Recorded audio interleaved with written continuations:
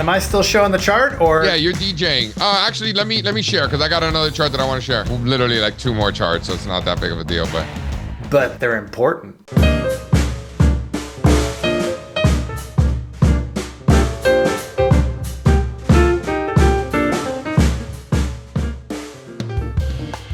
Hey guys, JC Peretz here, founder of All Star Charts, and I am joined once again by my esteemed colleague, Mr. Sean McLaughlin. What's up, Sean?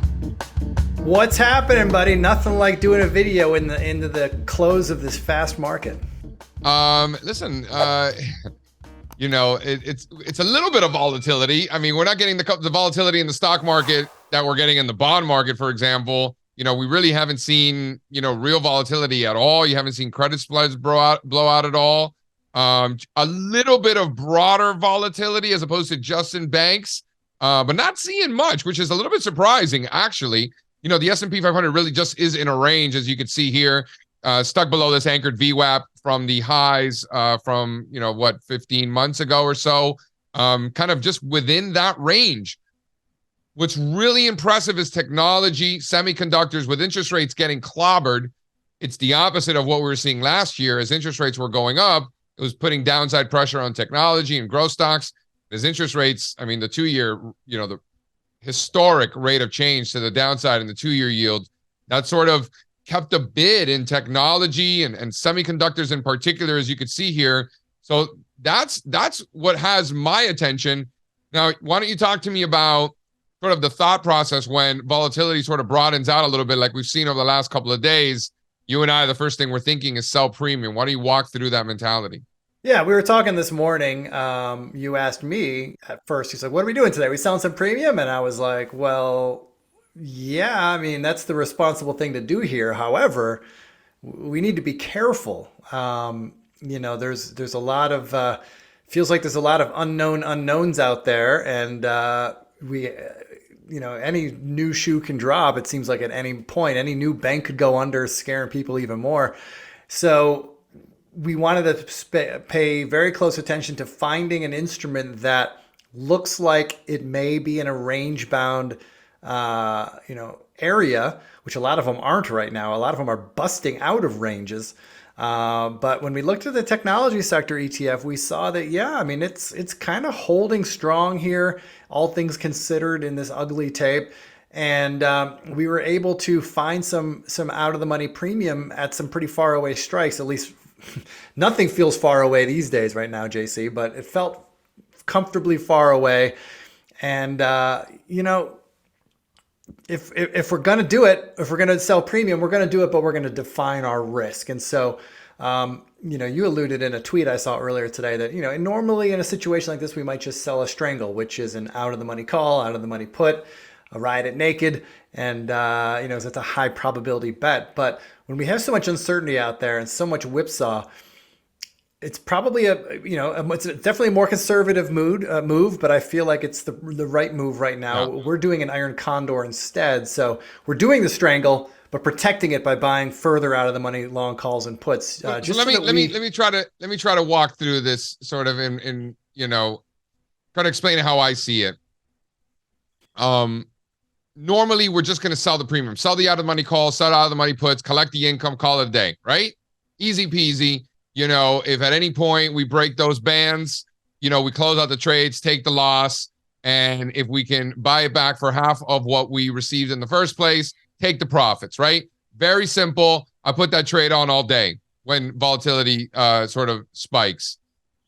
Right now, we don't necessarily feel super comfortable being naked short calls or puts, right? In this particular type of environment because of the unknown unknowns.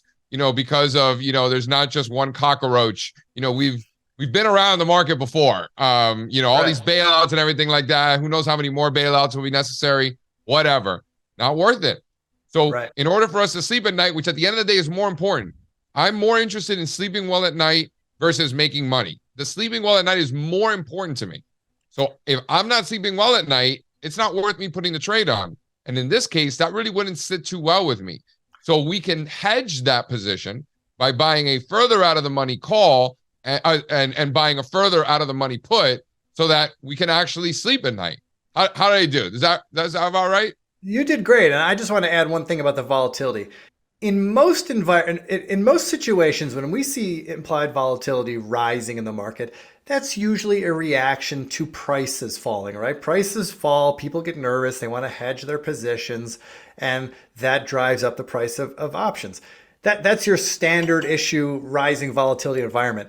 This rising volatility environment's a little bit different. It's rising A, because of price action in certain sectors, but B, because there's a lot of unknowns out there. People are reacting to the unknowns, and unknown volatility spikes has a little bit of a different feel than just your garden variety. Stocks are selling off. Let's goose the volatility. So that's why we're being a little bit more conservative here. So just to be clear, we're selling the April 150 calls. We're selling the April 130 puts, right? That is the strangle, if you will. And then fulfilling the iron condor by buying a further out of the money call, in this case, a 155 April calls, and buying a further out of the money put. In this case, again, the April 125 puts, which hedge that original strangle that we're putting on and fulfilling that iron condor to protect ourselves in this environment where, yeah, let's collect some income, but we don't have to go nuts. We don't have to blow ourselves up to collect, pennies in front of a steamroller. There's no need for that. If in fact this is, I don't think that these are pennies in front of a steamroller, but it doesn't matter what I think. We'll let the market determine if that's what we're doing or not. And by putting on the iron condor, by buying the further out of the money calls and puts, we are by definition not picking up pennies in front of a steamroller. We're okay if that is what it is. If it is in fact a steamroller. Right. And we put this trade on a little earlier today before lunch, and we collected $1.40 for it. I think you could actually get a little bit more for that right now. So JC, if you haven't put the trade on yet, you can do it at a better price than me. We're in, baby. We're in. Let's rock and roll. These are the XLK April Iron Condors. Shawnee, baby, I love thinking through trades with you. Sometimes, I'll say, why are we doing this? And before you even answer, I already know what you're going to say. So we're broken record. We're doing the dance. I like it. I like it. All right, guys, I'm JC Perez, founder of allstarcharts.com. Tweet at us, me at allstarcharts, and Sean at Chicago Sean. Am I right? Is that right? Is that still your... Not Colorado. It's still Sean? It, but I'm debating changing it. So I'm glad you brought that up. Are you debating changing it? I'd like to just change it to my full name if I can get that. Oh, yeah, I guess. You've always been Chicago Sean. Like, it's so classic, I know. By the way, Sean doesn't live in Chicago, and he's not even from Chicago. So that's some of the frustration and an ongoing joke around here. But you're Chicago Sean. I mean, that's just what it is. What do you want from me? All right, guys. Adios.